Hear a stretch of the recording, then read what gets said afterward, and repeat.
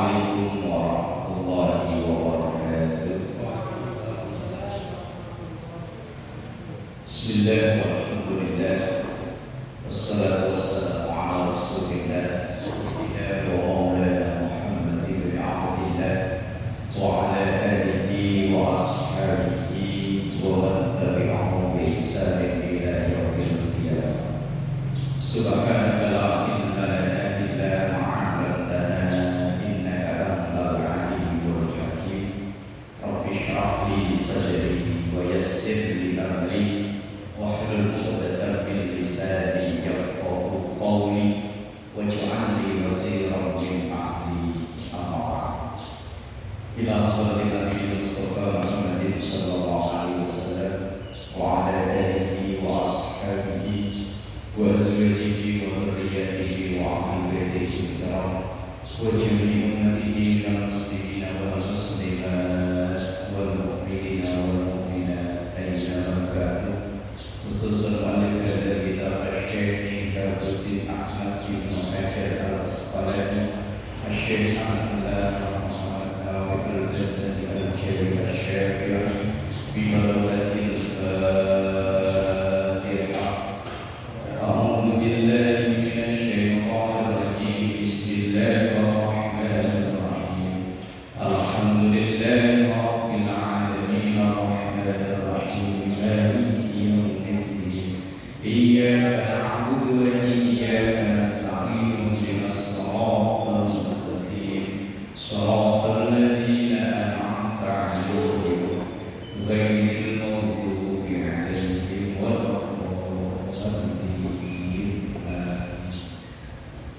Bismillahirrahmanirrahim. Wal maqalatus salisah. Itu ya. Halaman berapa tuh?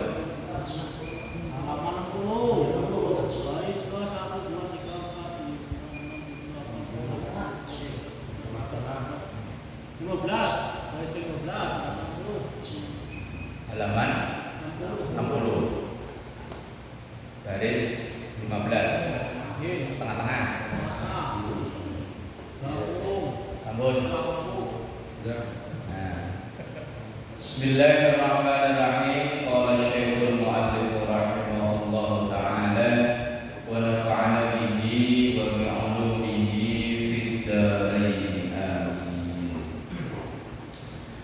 Wal maqalatus salisah, dan makalah yang ketiga. Qala Umar radhiyallahu anhu, berkatalah sahabat Umar bin Khattab radhiyallahu anhu, semoga Allah meridhoi darinya. Apa nasihat dari sahabat Umar bin Khattab? Beliau sampaikan asyratul, ada 10 minal fisali, keadaan la tasluh bi ghairi asyratin. 10 itu la tasluh, tidak menjadi lebih baik. Bi ghairi asyratin, tanpa dibarengi dengan 10. Tuqaribuha, yang menyertainya. Ada 10 hal, kalau tidak dilengkapi dengan 10 yang lain, maka 10 itu nilai kebaikannya enggak sempurna. Yang pertama, la yasluhu al-aqlu bi ghairi warqi. La yasluhu, tidak menjadi baik, al-aqlu, akal. Aqlu kalau pakai ain, pakai qaf, artinya akal. Tapi kalau pakai alif, pakai kaf, artinya makan. Aqlu artinya makan. Tapi kalau aqlu pakai ain artinya akal. Tapi kalau ditulis Indonesia ya sama persis ya. Aklu yo alif a. Iya, yang Indo Arabnya kan ain qaf lam. Aklu artinya akal. Kalau aklu pakai hamzah, pakai kaf artinya makan. La yasluhu al-aqlu, tidak menjadi baik akal cerdas bi ghairi waroin, tanpa diiringi dengan warok. Kalau Ponorogo ya warok Surabaya. Warok itu adalah ijtinabul mahdzurati, berusaha menjauhi yang haram. Itu namanya warok. Orang pinter tapi kok enggak warok malah bahaya. Sama-sama maling, kalau maling goblok itu kan ruginya dikit ya. Ya paling-paling mangga, jambu, ya paling-paling kan itu ya. Nah kalau maling pinter bukan mangganya, kebun mangganya, tahu-tahu sertifikat ganti nama. Itu maling yang berakal sehat, akal cerdas. Makanya sama-sama orang enggak warok, mending orang goblok daripada orang pinter. Maling goblok paling yang hilang kan 200.000, 500.000, sejuta lah. Tapi maling pinter T sekarang bukan hanya M. Koruptor mana ada koruptor goblok ya? Namanya aja kadang pendek, akademiknya itu panjang. Prof, DR, IR, kalau perlu ada KH. Mau KH itu? KH, Royani. Namanya singkat Royani, cuman depannya ada Prof, DR, IR, KH. Belakangnya masih panjang. SH, MH, BH kalau perlu. Dari nyetak di mana, mau di pramuka, mau di mana. Lah orang akal sehat tapi hatinya nggak baik itu kan malah lebih berbahaya. Pinter, orang pinter tapi nggak bener kan malah lebih berbahaya ya. Sama-sama nggak bener mending orang bodoh. Orang bodoh mau korupsi kan nggak tahu caranya. Yang tahu caranya kan yang pinter-pinter. Maka kata sahabat Umar bin Khattab, orang pinter tapi kok orang nggak bisa warok, nggak bisa nahan dari yang haram, wah itu malah lebih berbahaya. Qala Amir ibnu Qais, berfatwalah, berkatalah Amir bin Qais, itu hurufnya hampir sama ya. Idza aqalaka aqlaka, idza aqalaka aqlaka, amma la yanbaghi fa anta akilun. Akil, sahih akil. Itu kalau pakai ain, pakai qaf, pakai ya, pakai lam artinya orang yang sangat cerdas. Tapi kalau akil pakai alif, pakai kaf, pakai ya, pakai lam artinya orang yang doyan mangan. Doyan mangan itu biasanya apa? Kalau orang kampung saya punya derban. Kalau orang Purwodadi derban, bragas. Itu kalau akil. Akil tulisannya alif, kaf, ya, lam. Itu artinya bragas. Derban. Kalau orang bahasa Cilacap kok bragas. Kalau orang Sunda naon kok? Lembong. Apa? Delembong. Tapi kalau akil, ain, qaf, ya, lam itu artinya orang yang sangat cerdas. Di Indonesia ini yang terkenal kan ada Said Akil Siraj sama Said Akil Hussein Munawwar. Ya kebetulan dua-duanya itu orang-orang cerdas ya.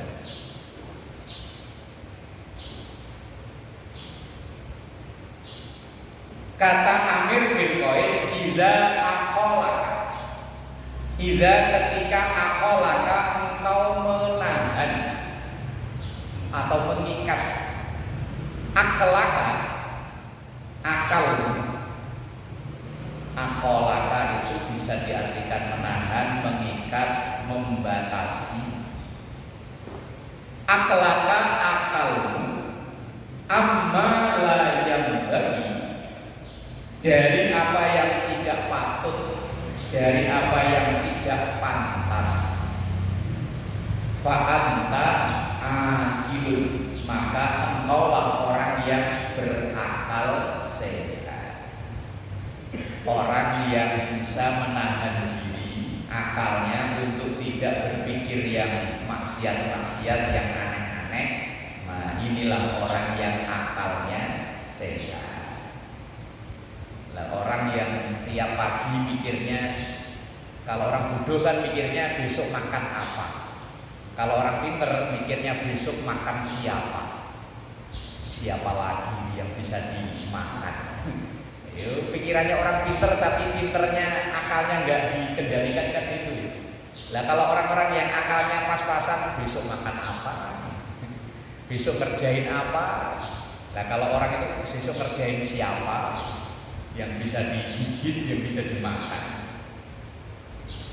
Waruya, dan diriwayatkan anin Nabi sallallahu alaihi wasallam annahu qala, bahwa Rasulullah bersabda, al-aqlu, akal, nurun, itu cahaya, fil qalbi, dalam hati, yufarriqu, yang membedakan, bainal haqqi wal batil, antara yang benar dan yang salah.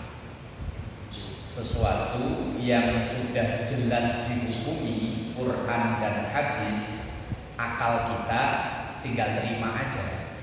Tapi kalau dalam Quran, dalam hadis kok tidak ada, ya butuh pakai akal. Kira-kira kalau begini ini pantas atau enggak? Kira-kira kalau saya begini patut apa enggak? Yo pakai akal.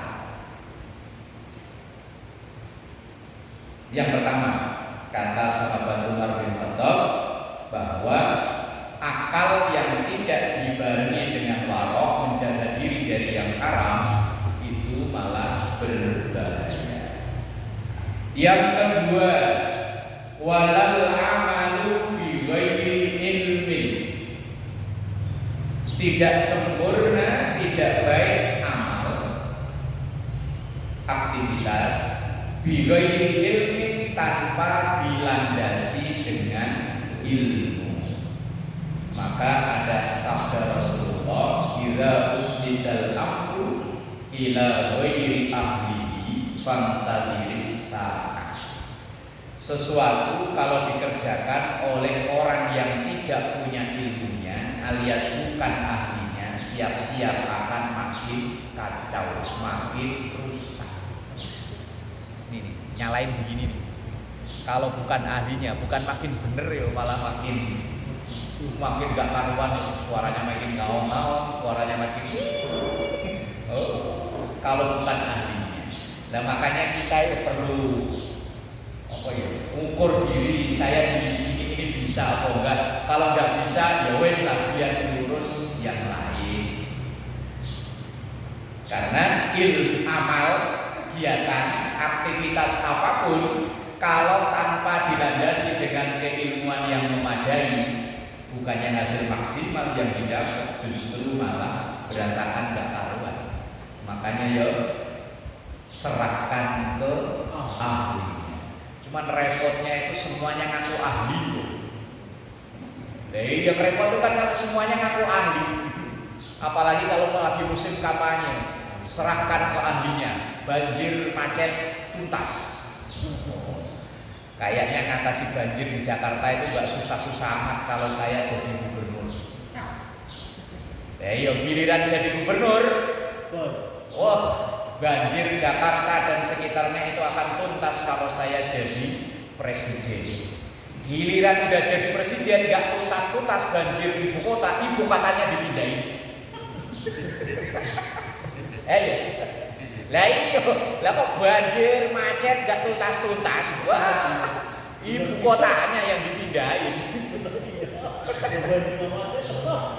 Lah iya kok banjir macet nggak hilang-hilang, udah 10 tahun kok nggak hilang-hilang. Wah, ibu kotanya saya pindahin.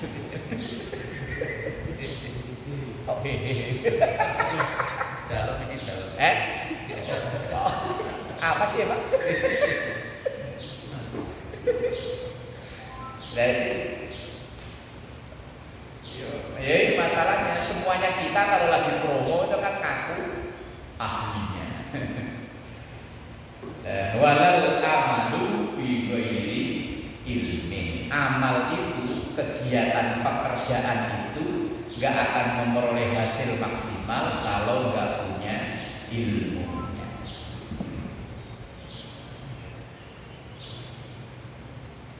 Ruwiya annahu sallallahu alaihi wasallam, diriwayatkan bahwa Rasulullah sallallahu alaihi wasallam bersabda, afdalul a'mali, seutama-utamanya amal, al ilmu itu ilmu billahi, dengan Allah, artinya mengetahui atau ma'rifatullah, mengetahui bahwa Allah itu wujud, kita bakok mukhalafatul hawadis, dia bi nafsihi wahdaniyat qudrat irodat ilmu ayat sama basar kalam qadirun muridan aliman hayyan sami'an basiran mutakalliman. Kalau dulu zaman kecil ya tidak begitu. Wujud tidak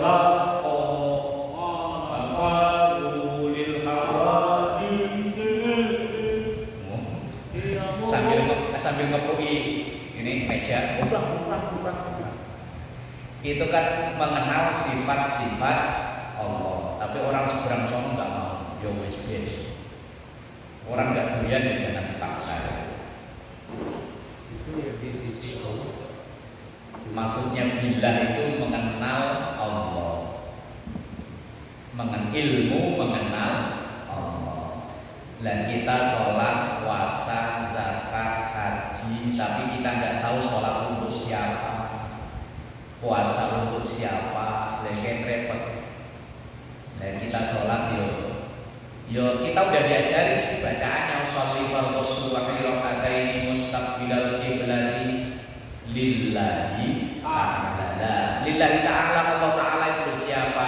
Allah ta'ala itu dirumuskan oleh Imam Al-Asy'ari. Allah itu wujud, idam, baqok, mukhalafatul hawadis sampai mutakalliman.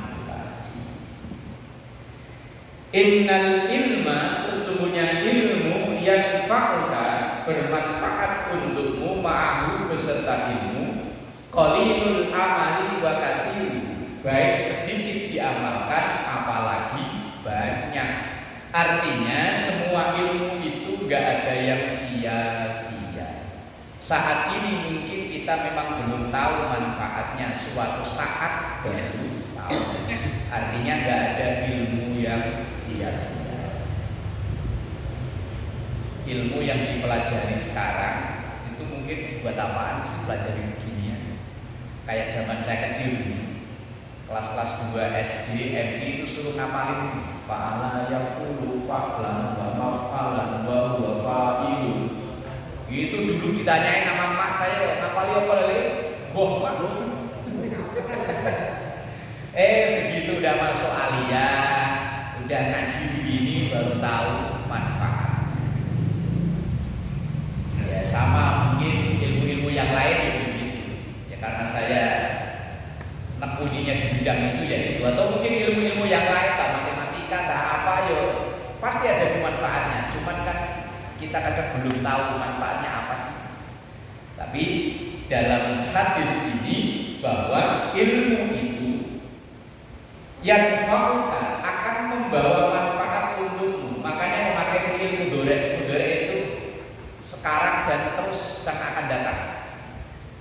Maka yang fauka itu kan fi'il mudhari. Bermanfaat untukmu ma'ahu dengan bersama ilmu itu qalilul amali. Baik saat itu diamalkannya cuma sekedarnya aja, memang belum tahu manfaatnya. Apalagi wa kathiruhu banyak diamalkan. Wa innal jahla dan sesungguhnya ketidaktahuan, jahil, bodoh, la yanfa'uka, enggak ada manfaatnya.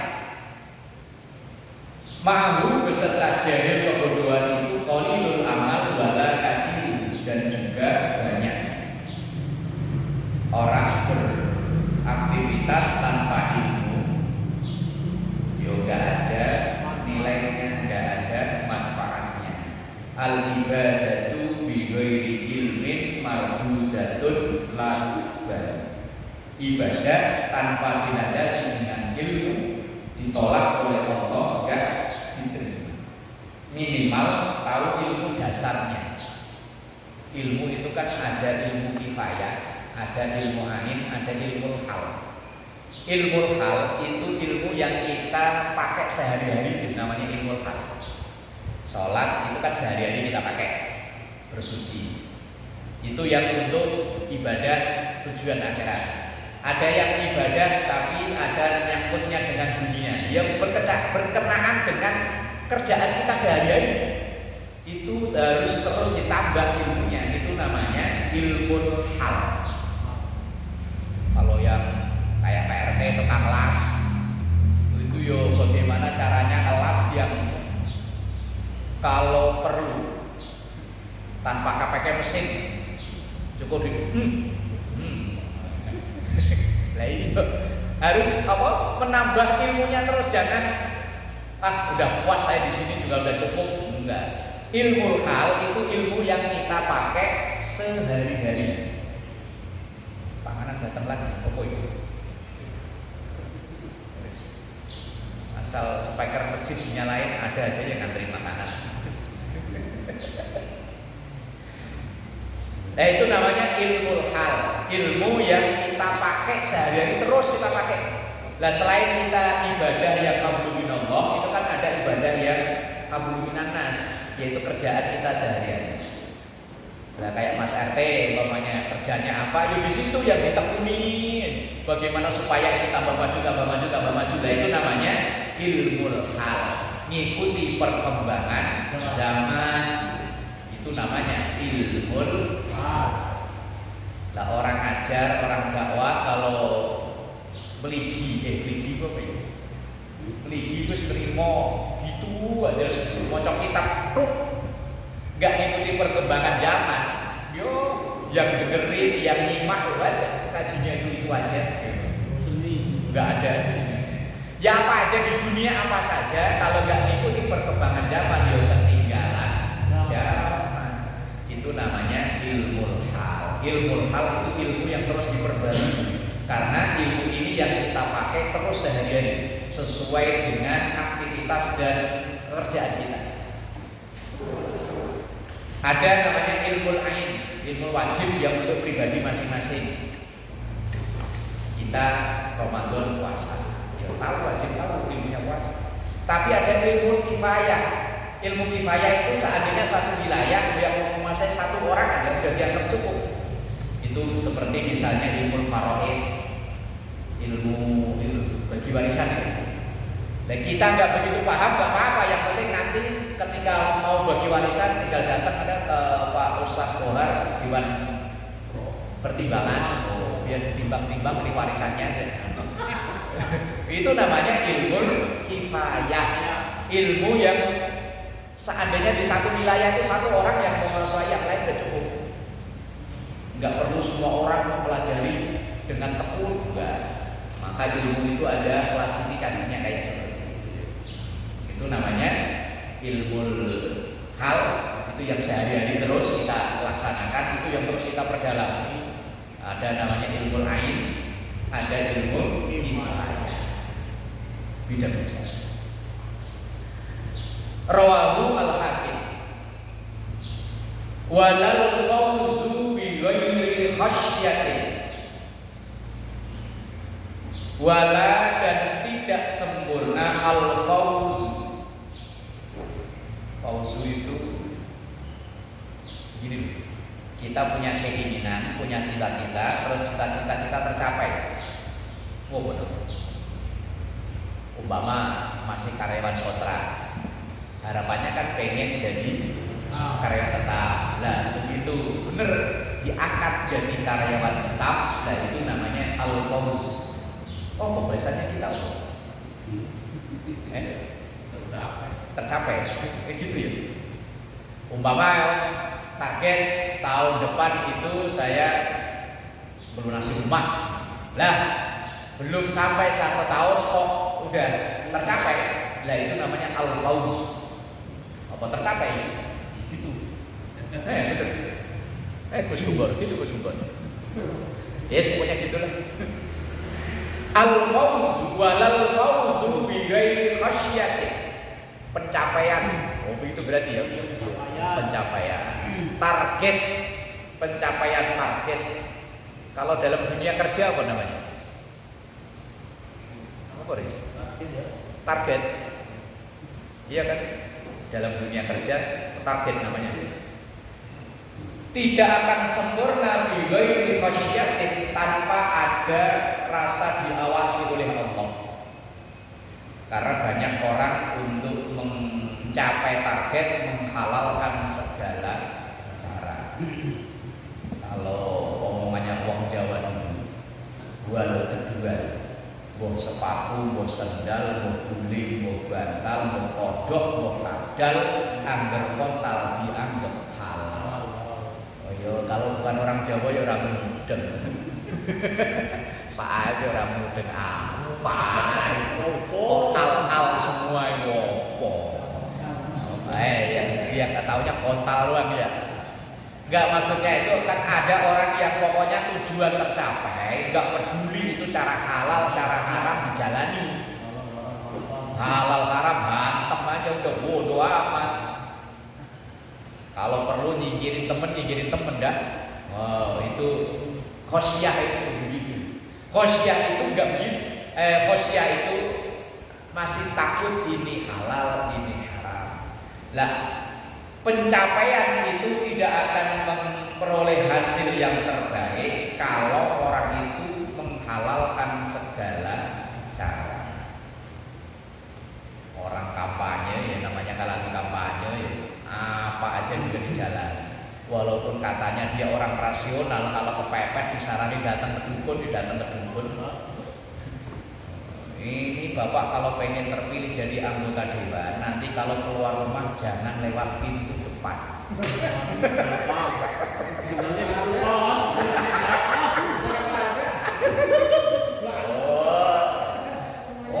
Saya itu pernah lagi main ke rumah teman. Bapaknya itu asli orang Kejawen. Orang Jawa kalau rumah dulu pintu depannya kan ada 3 kan? Tengah, kanan, kiri. Nah saya hampir seharian di rumah teman itu, bapaknya itu keluar masuk selalu lewat pintu sono. Nah saya tanya, Kang, itu bapak bukan ini pintu lebar. Tadi pagi keluarin motor lewat pintu sono, padahal lewat sini lebar. Bapak saya itu pengamal Kejawen. Katanya kalau weton, kalau di Jawa kan ada 1 Kliwon, Jumat Wage. Nah itu kalau dia weton ini, pasaran ini dia nggak berani lewat pintu sini.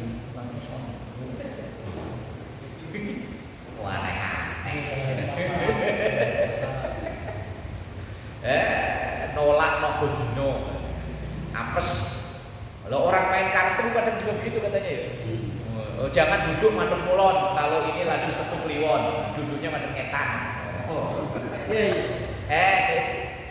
Aneh-aneh. Lah wis mau dukun mau apa yang penting tujuan tercapai hajar. Ya, walal fawzu bi ghairi khasyatin.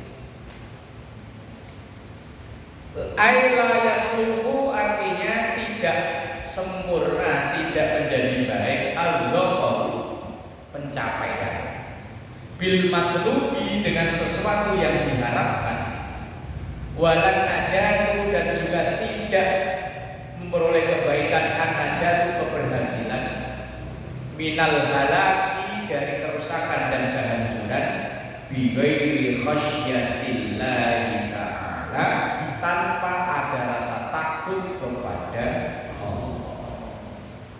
Nah, kalau udah nggak takut sama Allah ya tadi ya halal ya haram. Apalagi kemarin malam satu suro ya, untuk membuka aura harus mandi 7 sumur. Sumur pam sumur. Cuci kaki, cuci keris. Kalau Pak Idris alat kelasnya dicuci Pak Idris. Mandi di kembang.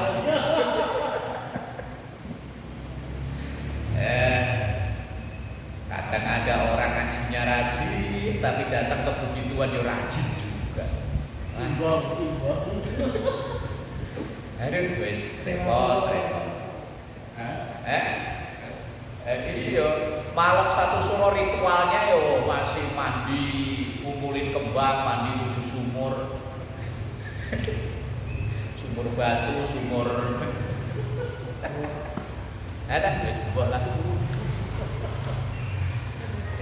Masalahnya Islam datang ke Jawa ini, orang Jawa kan udah punya budaya yang mengakar. Di Sunda juga sama kan ya, budaya Sunda kan udah mengakar sebelum datangnya Islam. Nah, untuk merubah itu wakel. Ya wes makanya ada ngaji yo, kedukun yo. Oke. Apalagi pengen buka aura. Apalagi percaya ada tusuk sate, mau mbak selamat tusuk sate. Rumah emak saya itu tusuk sate, ya alhamdulillah sampai sekarang sehat-sehat seger buger. Itu kalau ada orang naik motor kenceng masuk orang tamu.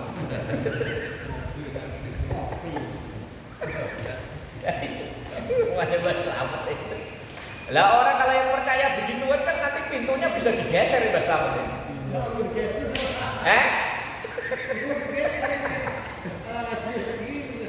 Oh, saya pernah ada orang datang ke rumah nanya kok, Pak, Bapak percaya Feng Shui nggak? Feng Shui itu saya nggak tahu. Enggak, itu saya mau geser pintu rumah. Tinggalnya sih bukan perumahan ini. Lah rumahnya mau dimadepin mana Mas? Enggak, rumah saya tetap madep ke situ Pak. Cuman pintunya saya belokin madep sono. Rumahnya madep sono, cuman pintunya sono. Wis terserah lah mau madep sono mau madep ke atas kananmu. Orang kalau percaya begituan itu kadang repotin diri sendiri. Ini cerita asli, cerita nyata. Waktu anak saya si Afan lahir, saya mau balik ke Jakarta, nungguin bis berangkat di Terminal Tingkir. Tahu Terminal Tingkir ya kan? Terminal Tingkir, Terminal Solo 3 ya. Nah di depan tiket agen bis itu ada sekeluarga mungkin kayaknya, mereka bawa makanan dimakan bareng-bareng. Sampai maghrib tiba itu bis belum datang. Akhirnya datang bis itu mungkin 6:30 ke jam 7. Nah begitu bis datang kan agennya ayo masuk Pak, masuk. Nah, ada 4 orang atau 5 orang itu membatalkan keberangkatannya ke Jakarta. Padahal kalau dia membatalkan kan tiket angus kan, duit nggak kembali. Nah begitu saya tanya, Pak kenapa dibatalkan? Gini loh Mas, ini besok kan udah hari Selasa Mas, ini Senin. Nah begitu maghrib tadi kan udah ganti hari. Nah kalau hari Selasa itu selo itu apa ya? Kosong ya. Nah emang kenapa Pak? Loh saya kan ternyata ini satu keluarga yang suaminya itu dagang bakso, yang istrinya dagang jamu di Terminal Tingkir itu. Nah akhirnya 4-5 orang ini membatalkan keberangkatannya. Akhirnya ya saya yang seneng. Aturan saya ini bertiga, 3 bangku. Nah, akhirnya yang 2 nggak jadi berangkat kan saya sendirian. Oh bisa celonjor celentang. Lah dia yang membatalkan kan duit saat itu mungkin tiket ya sekitar 50 atau 70 ribu lah kayak saat itu kayaknya. Ya kan rugi diri sendiri ya, gara-gara percaya yang begituan. Menyebutnya apa? Mitos apa? Iya. Itu dalam hadis itu memang ada wa kurihalakum kila wa qal, sesuatu yang tidak disukai oleh Rasulullah dari kalian ya Rasulullah adalah kila wa qal. Kila itu dikatakan, wa qala dan mengatakan katakan. Artinya sesuatu yang tidak jelas sumbernya. Itu kan mitos kan gitu ya. Sesuatu yang tidak jelas asal muasalnya, nggak jelas sumbernya. Kalau ditanya tentang ilmiahnya, logikanya mana, yo nggak tahu. Dan masyarakat kita itu yang percaya begitu banyak.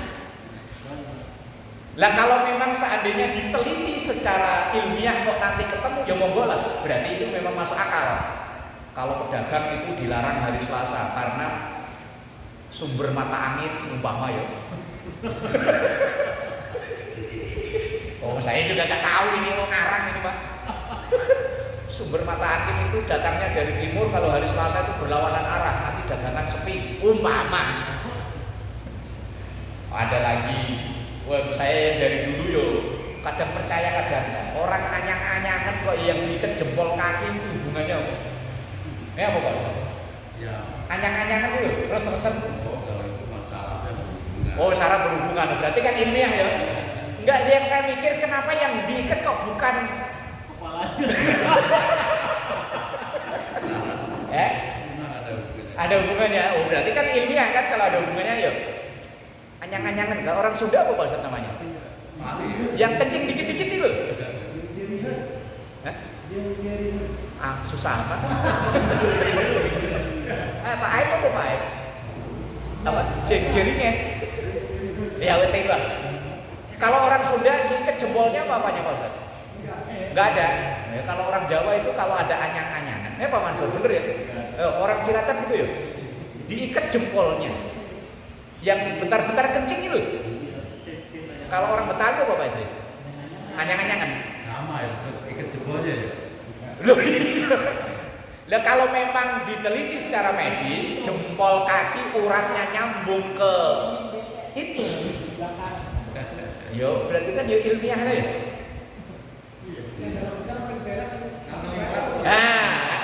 itu mau lagi dari laut-lautnya itu. Kalau mau naik mobil biar nggak kepengen berak ngantongin Batu. kerikil. Itu ilmiahnya. Apa ganjel kali ganjel ya?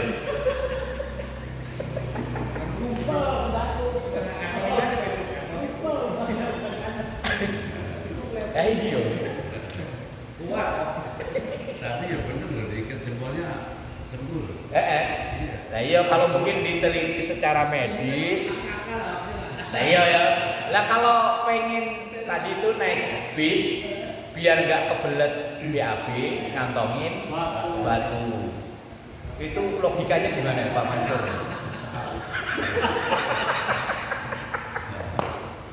Aduh. Kalau sering ngantongin batu sampai Jakarta kan bisa bergecok.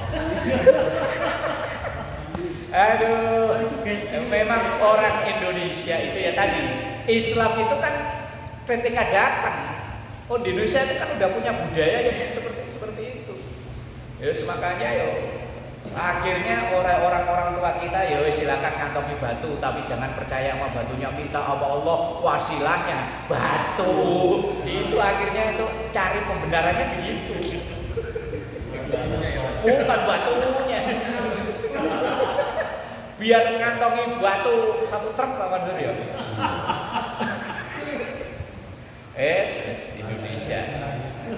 Indonesia ya. Banyak ya yang begitu loh. Banyak masih banyak. Saya masih ingat itu anak saya yang perempuan itu dulu kan sampai gede belum bisa jalan.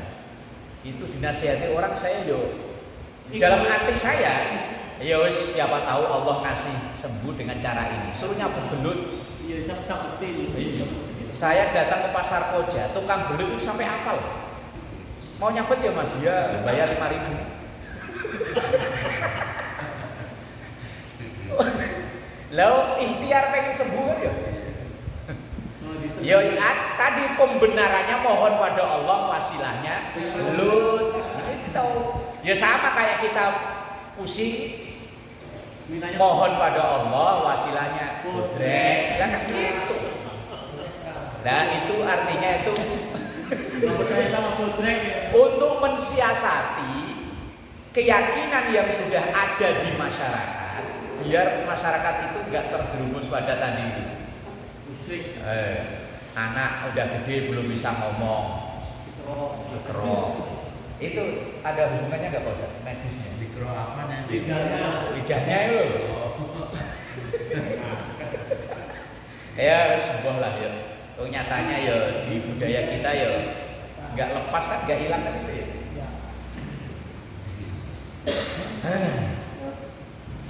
Qala Rasulullah sallallahu alaihi wasallam, bersabda Rasulullah sallallahu alaihi wasallam, la yadkhulu, tidak masuk an-nara, ke neraka, man, seseorang baka yang menangis, min khasyatillah, karena takut kepada Allah.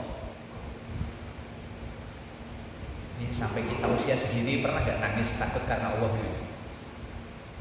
Kalau takut ada pengurangan pekerjaan, mungkin iya kali ya.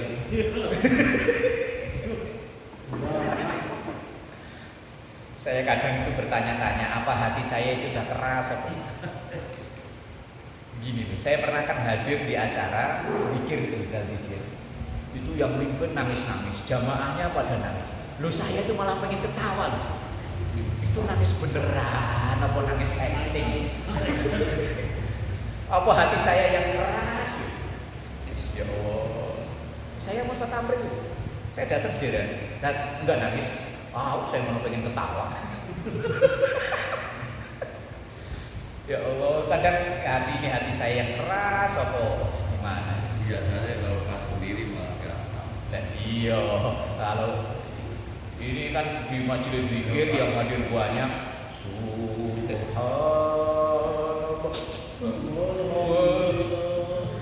Lalu saya di situ sama sekali nggak langsung nggak, malah kepengen ketawa. Ini hati saya kenapa ya? Lalu yang lainnya saya lihat yuk. Itu saya malah semudon. Itu nangisnya jangan-jangan suaminya belum pulang. Itu nangisnya jangan-jangan mau di PHK. Ya malah semudonnya ke sono saya. Bola. Lah, padahal Rasulullah Sallallahu Alaihi Wasallam memberikan jaminan orang yang menangis karena takut pada Allah tidak akan masuk ke neraka hatta yalijal labanu fid dara'i, sampai ada air susu masuk lagi ke ini loh. Kalau orang Jawa petil, kalau orang sini apa? Puting. Berarti kalau ada angin puting beliung, angin petil muter gitu ya. Angin petil beliung. Lah iya kan. Puting beliung kalau di bahasa namanya kan pentil muter ya. Beliung muter kan ada. Adoro itu pentil ya. Puting ya. Artinya kan sesuatu yang tidak mungkin bahwa air susu itu akan masuk kembali lewat situ, kan nggak mungkin. Kalaupun masuk lagi lewat sini gitu. Jadi itu artinya Allah, Rasulullah menjamin orang yang menangis karena takut pada Allah jaminannya surga. Seperti jaminan ketidakmungkinan air susu itu bisa masuk lagi lewat puting. Ya pentil. Lah iya itu. Lah jare wong Jawa ya pentil. Kalau orang Sunda apa? Pentil. Lah iya kamu pentil, udah sepakat aja pentil. Kalau orang Betawi apa, Pak? Lah iya makanya.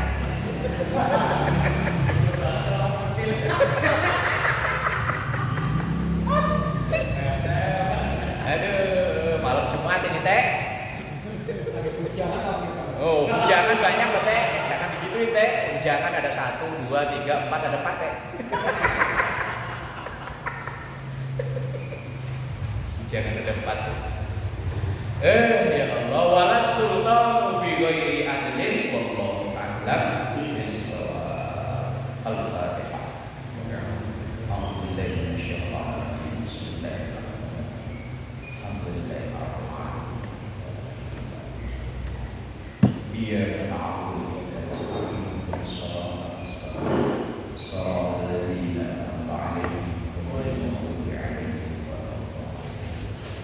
نستغفر الله العظيم الأربعة يا ذا الجلال والإكرام. بسم الله الرحمن الرحيم. الحمد لله رب العالمين. اللهم صل على سيدنا محمد وعلى آل سيدنا محمد. اللهم إنا نسألك علما نافعا وفهما واسعا وعملا متقبلا ورزقا كثيرا حلالا طيبا مباركا وولدا صالحا. ربنا اغفر لنا ولوالدينا ولمشايخنا وللمعلمين وخصوصنا الروح المرحومة Ibu Suryanti binti Siddiq وقال ذنوبها ورفع درجاتها ونور قبورها وصبر يومها ووسع قبرها واجعل قبرها روضة الجنان ولا تجعل قبرها كفرا من كفار النار. اللهم زد الرحمة والمغفرة على المرحومة Ibu Suryanti من أهل لا إله إلا الله محمد رسول الله صلى الله عليه وسلم. ربنا آتنا في الدنيا حسنة وفي الآخرة حسنة وقنا عذاب النار. صلى الله على سيدنا محمد